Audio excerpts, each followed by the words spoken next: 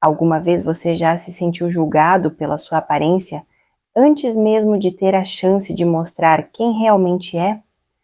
Aquela sensação sufocante de olhares que pesam sobre você, avaliando cada detalhe do seu corpo, cada movimento, cada característica que você não pode mudar?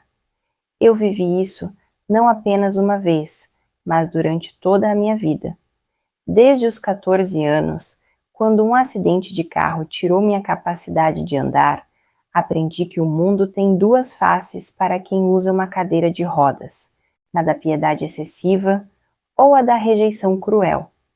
Naquela noite, em um restaurante elegante no centro da cidade, eu estava prestes a experimentar a segunda face da forma mais dolorosa possível. Havia me preparado por horas, escolhendo cuidadosamente um vestido que valorizasse minhas melhores características, maquiagem que realçasse meus olhos, meu melhor perfume. Tudo para um encontro com alguém que conheci online, alguém que parecia tão gentil, tão compreensivo nas nossas conversas de texto, alguém que sabia da minha condição e garantiu que isso não fazia diferença alguma.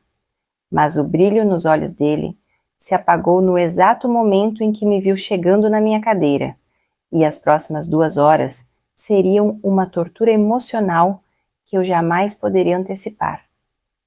O que eu não sabia é que em uma mesa próxima, um homem observava tudo, um pai solteiro jantando com sua filha pequena, um homem que estava prestes a me mostrar que às vezes os anjos surgem nos lugares mais inesperados e que a verdadeira beleza humana não tem nada a ver com a capacidade de caminhar sobre duas pernas.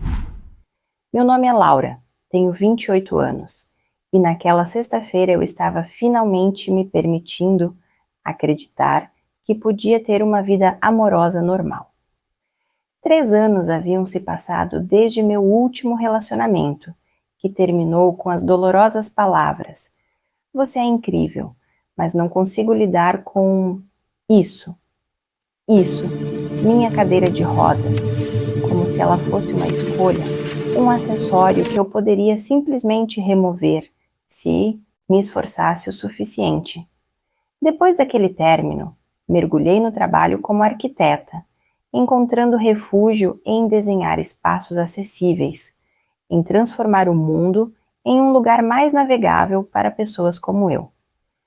Mas a solidão tem um jeito de encontrar você, mesmo quando está ocupada, mesmo quando se convence de que está bem sozinha. Foi quando minhas amigas insistiram que eu tentasse um aplicativo de encontros. "Apenas coloque na sua bio, seja direta", disseram. "Assim você filtra quem não vale a pena logo de cara." E foi o que fiz. Ricardo parecia perfeito no papel. Médico, 34 anos, inteligente, bem-humorado em nossas conversas. Quando mencionei minha condição, sua resposta pareceu saída de um filme. "Isso não define quem você é.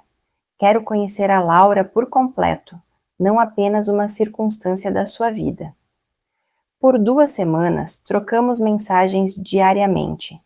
Ele me contou sobre seus plantões exaustivos, sobre seu amor por literatura clássica, sobre seu sonho de viajar pelo mundo. Eu compartilhei meus projetos de arquitetura, minhas lutas diárias, minhas pequenas vitórias. Quando finalmente marcamos de nos encontrar, escolhi um restaurante que eu já conhecia, um que tinha rampas adequadas e banheiros acessíveis. Detalhes que se tornam grandes preocupações quando você vive em uma cadeira de rodas. Cheguei 10 minutos antes, como sempre faço. Isso me dá tempo para entrar sem pressa, encontrar uma mesa adequada, me acomodar. O restaurante estava cheio naquela noite, com aquele burburinho agradável de talheres, risos e conversas. Fui conduzida a uma mesa no centro do salão, não muito longe da entrada. Enquanto esperava, notei uma mesa ao lado, onde um homem de aparentemente 40 anos jantava com uma menina de uns 7 ou 8 anos. Ela desenhava animadamente em um bloquinho, enquanto ele a observava com um sorriso gentil no rosto. Havia algo reconfortante naquela cena, algo que me fez sorrir sem perceber. Quando Ricardo entrou no restaurante, meu coração acelerou.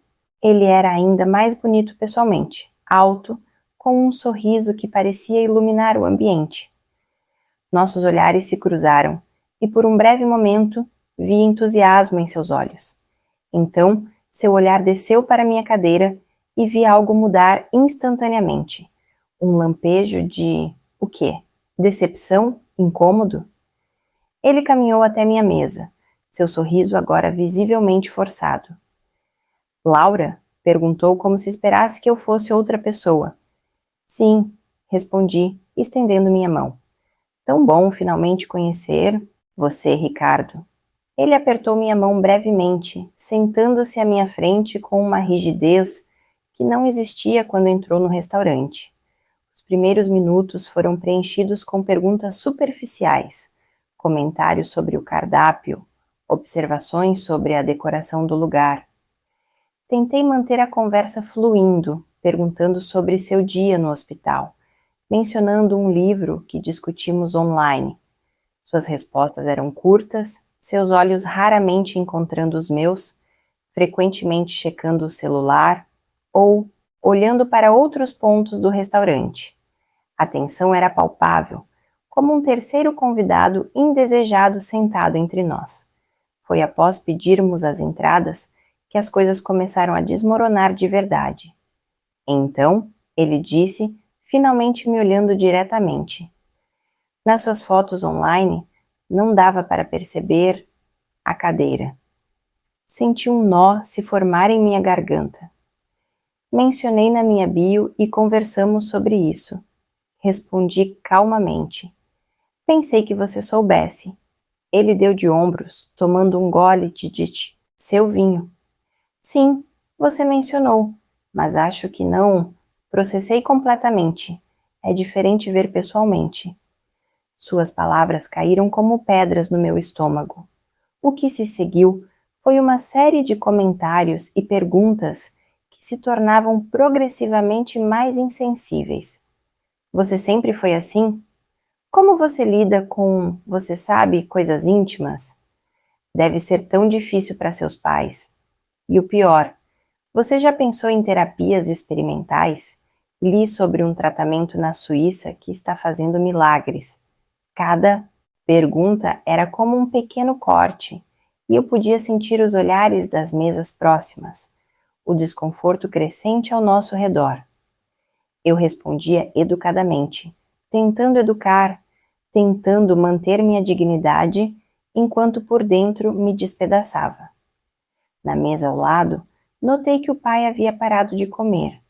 Sua postura havia mudado, e embora parecesse concentrado em sua filha, eu podia perceber que ele estava ouvindo nossa conversa. A menina continuava desenhando, alheia ao drama adulto que se desenrolava tão perto. O ponto de ruptura veio quando o garçom trouxe nossos pratos principais.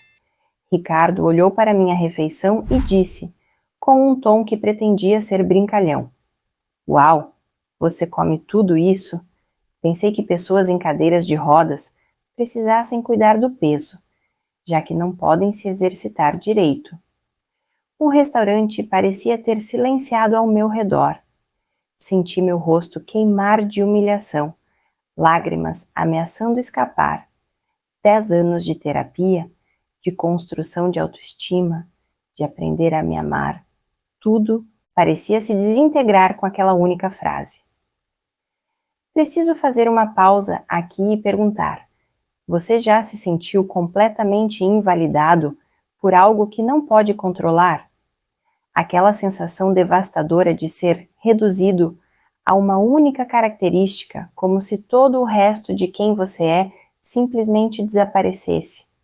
Sei que muitos de vocês estão acenando com a cabeça agora, talvez relembrando momentos em que foram julgados injustamente por seu corpo, sua aparência, sua condição de saúde ou qualquer outra coisa, que faz parte de você, mas não define quem você realmente é. É uma dor única que corta profundamente nossa humanidade. Se você já passou por isso, gostaria que compartilhasse nos comentários. A característica que as pessoas usaram para me reduzir foi, ou o que eu gostaria que as pessoas vissem além da minha aparência é. Seu comentário pode ser um lembrete poderoso para alguém de que não estamos sozinhos nessa luta pela dignidade e pelo direito de sermos vistos em nossa totalidade. Agora, vamos continuar nossa história e descobrir como esse encontro devastador tomou um rumo completamente inesperado. Eu estava prestes a pegar minha bolsa e ir embora, abandonando não apenas aquele encontro desastroso, mas talvez a própria ideia de que poderia ter uma vida romântica normal, quando ouvi uma voz calma vinda da mesa ao lado. Com licença, disse o pai solteiro, virando-se para nossa mesa. Não pude deixar de ouvir sua conversa, e acho que tenho algo a dizer. Ricardo olhou para ele com irritação. Isso é uma conversa privada, senhor, respondeu secamente. O homem assentiu, mas não recuou. Normalmente, eu respeitaria isso, mas não posso ficar quieto diante do que estou presenciando. Ele se virou para mim com um sorriso gentil. Meu nome é André e esta é minha filha Sofia. A menina olhou para cima de seu desenho e acenou timidamente. André então se dirigiu a Ricardo, sua voz firme, mas controlada. Você tem ideia do que está fazendo? Esta mulher veio aqui, abriu seu coração para conhecer alguém novo, e tudo o que você fez foi tratá-la como se ela fosse sua condição, não uma pessoa. Ricardo abriu a boca para protestar, mas André continuou. Sabe, estou criando minha filha sozinho desde que minha esposa faleceu há 3 anos. Ela tinha esclerose múltipla. Nos últimos 2 anos de sua vida, também usou uma cadeira de rodas. O restaurante agora estava em completo silêncio, todas as atenções voltadas para nossa pequena cena. E sabe o que aprendi? André continuou. Aprendi que a força não está nas pernas que podem andar, mas no coração que pode amar incondicionalmente. Minha esposa era a pessoa mais forte, mais bonita e mais completa que já conheci, cadeira de rodas e tudo. Ele olhou para Ricardo com uma mistura de pena e indignação. E você, um médico, alguém que deveria entender melhor que ninguém o valor da vida humana em todas as suas formas, está aqui humilhando esta mulher por algo que ela não pode controlar. Ricardo parecia atordoado, seu rosto alternando entre vermelho de vergonha e pálido de choque. Você não entende, ele começou a dizer, mas sua voz falhou. André balançou a cabeça. Na verdade, entendo perfeitamente. Entendo que você é incapaz de ver além de suas próprias limitações. E sim, você é quem tem limitações aqui, não ela. Foi então que Sofia, a filha de André, levantou-se de sua cadeira e caminhou até mim. Em suas pequenas mãos estava o desenho que estivera fazendo durante o jantar. Ela o estendeu para mim timidamente. Fiz isso para você, disse com voz suave. Olhei para o papel e vi um desenho colorido de 2 figuras. Uma menina de mãos dadas com uma mulher em uma cadeira de rodas, ambas com enormes sorrisos nos rostos e o que pareciam ser asas saindo de suas costas. Embaixo, em letra infantil, estava escrito: Todas somos anjos. Algumas de nós só voamos de maneira diferente. As lágrimas que eu havia contido durante toda a morena noite finalmente escaparam, escorrendo livremente pelo meu rosto. Não eram mais lágrimas de humilhação, mas de uma emoção que não conseguia nomear, uma mistura de gratidão, alívio e uma súbita sensação de que o universo havia enviado estes 2 anjos para me lembrar de meu próprio valor. Ricardo se levantou abruptamente, jogando seu guardanapo sobre a mesa. Isso é ridículo. Vocês não têm ideia do que estão falando. Ele pegou sua carteira, jogou algumas notas sobre a mesa e saiu pisando forte, deixando um rastro de murmúrios desaprovadores pelo restaurante. Fiquei ali, segurando o desenho de Sofia, sem saber o que dizer ou fazer.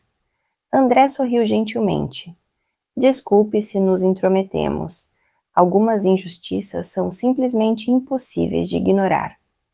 Agradeci com voz trêmula, ainda processando o que havia acontecido. Vocês não têm ideia do que isso significa para mim. Consegui dizer. Sofia, ainda ao meu lado, perguntou inocentemente. Você quer jantar com a gente? Papai diz que é triste comer sozinho. Olhei para André, que deu de ombros com um sorriso. O convite está feito se você quiser. Sem pressão, claro. Naquele momento, tomei uma decisão. Eu poderia deixar que a crueldade de Ricardo definisse minha noite, talvez até influenciasse futuras tentativas de conexão, ou poderia aceitar este inesperado ato de bondade. Adoraria jantar com vocês, respondi, sentindo um peso sendo levantado de meus ombros. André ajudou a mover meu prato para a mesa deles, e assim começou uma das noites mais inesperadas e transformadoras da minha vida. Durante o jantar, descobri que André era professor de história em uma escola local. Sofia, sua filha, era uma artista em formação que adorava desenhar pessoas especiais, como ela chamava. Mamãe sempre dizia que pessoas especiais veem o mundo de maneiras que os outros não conseguem, explicou Sofia enquanto comia seu macarrão. André falou sobre como conheceu sua esposa, Camila, na faculdade, sobre os 15 anos maravilhosos que tiveram juntos, e sobre como os últimos anos, apesar da doença, foram cheios de um amor mais profundo do que ele jamais imaginou possível. A cadeira nunca foi Camila, ele disse enquanto tomávamos café após a refeição. Era apenas algo que ela usava, como óculos ou um casaco. A essência dela, tudo o que a tornava quem era, continuava intacta. Suas palavras eram como um bálsamo para feridas que eu nem sabia que ainda estavam abertas. Pela primeira vez em muito tempo, senti que estava sendo realmente vista, não através ou ao redor da cadeira, mas como uma pessoa completa. À medida que a noite avançava, outros clientes começaram a se aproximar de nossa mesa. Uma senhora idosa apertou minha mão e disse que admirava minha dignidade. Um jovem casal nos trouxe uma garrafa de vinho, para celebrar a humanidade, como disseram. O próprio gerente do restaurante veio até nós, pediu desculpas pelo comportamento de Ricardo e informou que nossa refeição seria por conta da casa. O que havia começado como uma experiência de humilhação pública havia se transformado em uma celebração inesperada de conexão humana. Quando finalmente chegou a hora de irmos embora, trocamos números de telefone.